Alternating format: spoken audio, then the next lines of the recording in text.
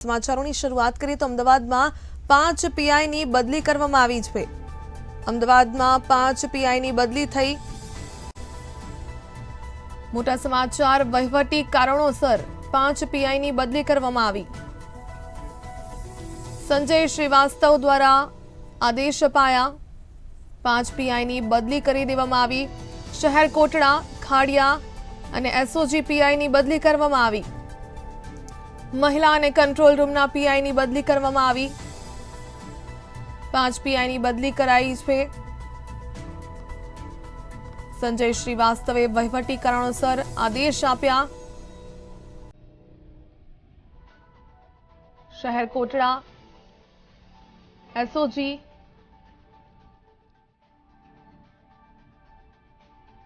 ખાડિયા પીઆઈની જે બદલી થઈ ગઈ છે। મહિલા અને કંટ્રોલ રૂમના પીઆઈની પણ બદલી કરવામાં આવી।